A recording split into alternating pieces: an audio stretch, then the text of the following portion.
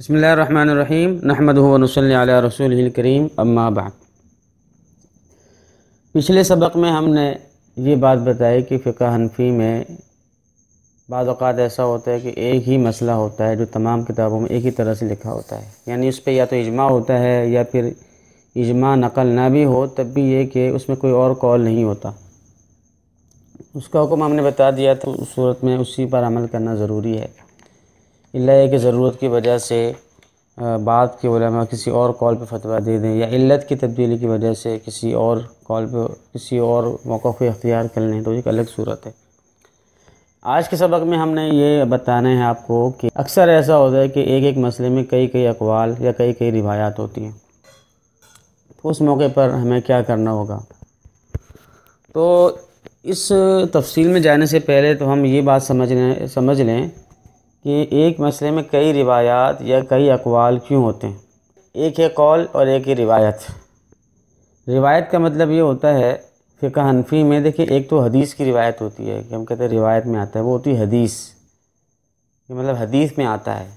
और एक ये कि एक फ़क़ीह जब कहेगा या एक मुफ्ती कहेगा कि इसमें रिवायत है, दो रिवायतें हैं, इसमें एक ही रिवायत है, इसमें चार रिवायतें हैं, तो उसका मतलब ये नहीं होता कि चार हदीसें हैं या दो हदीसें। मतलब ये होता है कि जो साहिब मसलक हैं, इमाम अबू हनीफ़ा रहमतुल्लाह हैं या इनके शागिर्द हैं, उनसे इस मसले में दो दो रिवायतें मनक़ूल हैं।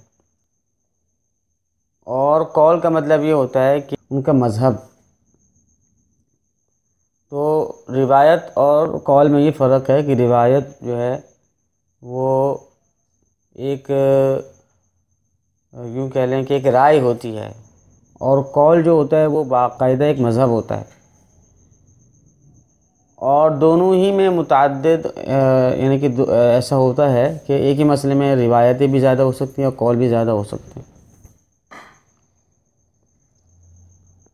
फ़िक़्ह शाफ़ी में रिवायत की जगह वजहुन की इस्तिलाह इस्तेमाल होती है। जिस तरह हमारे यहाँ कहते हैं कि फ़ीही रिवायतान, तो उनके यहाँ फ़ीही वजहान, या फिर कौल कदीम कौल जदीद की इस्तिलाह इस्तेमाल होती है।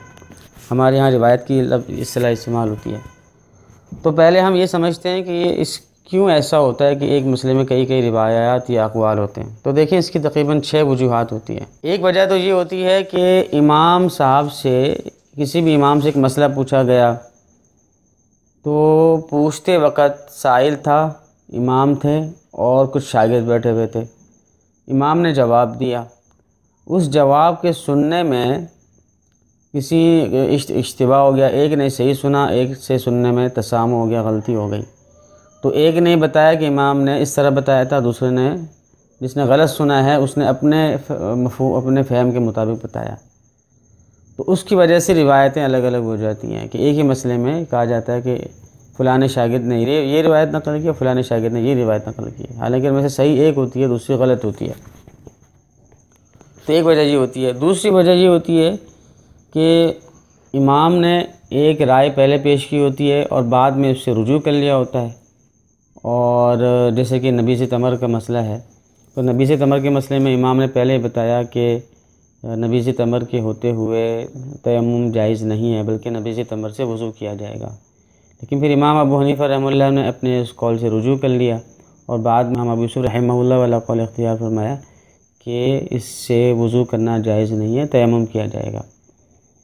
या मसलन मोटे कपड़े के मौज़ू पर, जिसमें इंसान 2-3 मील चल सकता हो, उसमें उस कपड़े के मौज़ू पर मसाल खुफ़ैन जायज़ है या नहीं है। तो साहिबैन के नज़दीक जायज़ है, इमाम अबू हनीफ़ा रहमतुल्लाह के नज़दीक पहले जायज़ नहीं था, लेकिन फिर बाद में इमाम अबू हनीफ़ा रहमतुल्लाह ने अपने वफ़ात से कुछ दिनों पहले रुजू कर लिया और साहिबैन वाला मसलक इख्तियार कर लिया कि हाँ, मोटे कपड़ों पर जिसमें 2-3 मील चल सकते हों और जो पिंडली पे ठहरते हों, उस पर मसा करना जायज़ है। तो इस तरह होता है कि इमाम ने एक ज़माने में, पहले ज़माने में एक रिवायत, एक राय को इख्तियार किया होता है और बाद में उससे रुजू कर लिया होता है और आखिर में कोई और कौल इख्तियार कर लिया होता है। तो ये एक वजह ये होती है इख्तिलाफ़ी रिवायत की। ज़ाहिर है इस सूरत में वही रिवायत मोतबर होगी, वही कौल मोतबर होगा जिसको इमाम ने बाद में इख्तियार किया है। और बसा औक़ात ये मालूम चल जाता है, पता चल जाता है कि इमाम की बाद वाली रिवायत कौन सी है और पहले वाली रिवायत कौन सी है। तीसरी वजह ये होती है कि इमाम ने एक कौल या एक राय इख्तियार की होती है क़ियास के बिना पर, और दूसरी इख्तियार की होती है इस्तिहसान के बिना पर। एक ही मसले में दो रुख होते हैं, एक क़ियास जली के मुताबिक होता है और दूसरा क़ियास खफ़ी जिसको इस्तिहसान कहा जाता है उसके मुताबिक होता है। तो इमाम का एक कौल क़ियास पर मबनी होता है, दूसरा इस्तिहसान पर मबनी होता है। तो इस वजह से दो रिवायतें या दो कौल हो जाते हैं। और ज़ाहिर है जब क़ियास और इस्तिहसान में टकराव हो जाए तो इस्तिहसान को तरजीह होती है। कायदा यही है कि इस्तिहसान को तरजीह होती है, अलबत्ता शाज़ और नादिर मवाक़े में क़ियास को भी तरजीह होती है। चौथी वजह ये होती है कि इमाम ने एक मसला फतवे की रूह से बताया होता है और दूसरा तक़वे की रूह से बताया होता है। तो ऐसी सूरत में दो कौल या दो रिवायतें हो जाती हैं और हम तक दो रिवायत और दो कौल पहुँचते हैं, हालांकि एक फतवे की रूह से होता है, एक तक़वे की रूह से होता है। पाँचवीं वजह रिवायत के अख्तिलाफ़ की या अक़वाल के अख्तिलाफ़ की ये है कि दलाइल में तारुज़ हो जाता है। दलाइल में ऐसा ज़बरदस्त तारुज़ होता है कि एक बड़ा मुज्तहिद भी उसमें फ़ैसला नहीं कर पाता और वो कभी एक तरफ उसका दिल चला जाता है और गालिब गुमान से और अपने इज्तिहाद क़ल्ब से वो एक राय बता रहा होता है, लेकिन दूसरे मौके पर उसका दिल दूसरी दलील की तरफ ज़्यादा झुकाव हो जाता है, उसकी वजह से दूसरा कौल अख्तियार कर लेता है। तो इस वजह से दो अक़वाल या दो रिवायतें हो जाती हैं।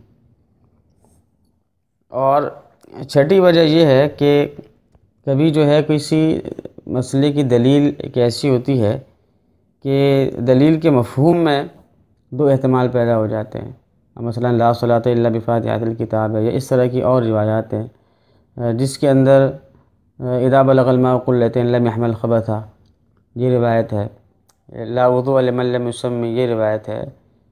या इस किस्म की और रिवायतें हैं जिसके मफ़हूम में ही दो एहतमाल मौजूद होते हैं कि नफ़ी कमाल मुराद है या नफ़ी सेहत मुराद है। यानी ये मतलब है कि नमाज ही सिरे से नहीं होगी, या ये मतलब है कि नमाज कामिल नहीं होगी। तो इसी तरह के और मसाइल में कोई दलील हो, कोई हदीस कोई या कोई नस होती है, उसके मफ़हूम में दो एहतमाल होते हैं। तो उस मफ़हूम में दो एहतमाल होने की वजह से इमाम जो है उसे दो कौल या दो रिवायतें नकल हो जाती हैं। तो ये 6 वजूहात हैं जिसकी वजह से इमाम के रिवायात में या इमाम के अक़वाल में हमें टकराव महसूस हो रहा होता है। ये एक एक मसले में कई कई रिवायात है, कई कई अक़वाल हम तक पहुँचते हैं। लेकिन देखिए ये बात समझ लें कि इनमें से जो पहली वजह है सुनने में गलती वाली, वो तो उससे रिवायतों में तो इख्तिलाफ़ समझ में आ सकता है, लेकिन कौल में इख्तिलाफ़ नहीं होगा। वो ज़ाहिर है कौल तो इमाम का एक ही था, लेकिन शागिर्द ने एक ने गलत सुना, एक ने सही सुना, तो वहाँ उसको इख्तिलाफ़ी रिवायत तो कहेंगे लेकिन इख्तिलाफ़ी अक़वाल नहीं कहेंगे। इसी तरीके से जो दूसरी सूरत है कि इमाम ने पहले एक कौल किया और बाद में दूसरा कौल, तो उसको भी यूँ तो कहेंगे कि ये उसको इस सूरत में ये नहीं कहेंगे इख्तिलाफ़ी अक़वाल है, बल्कि यही कहा जाएगा कौल तो वही है जो आखिर में कहा किया है। इसको इख्तिलाफ़ी रिवायात कह सकते हैं, लेकिन कौल वही होगा जो आखिर में कहा है। और जो बक़िया जो 4 वजूहात हैं वो ऐसी हैं कि वो रिवायात और अक़वाल दोनों पर फिट हो सकती हैं। एक मसले में कई रिवायात, एक मसले में कई अक़वाल, दोनों में ये बात चल सकती है। तो ये 6 वजूहात होती हैं कि जिसकी वजह से इख्तिलाफ़ पैदा होता है।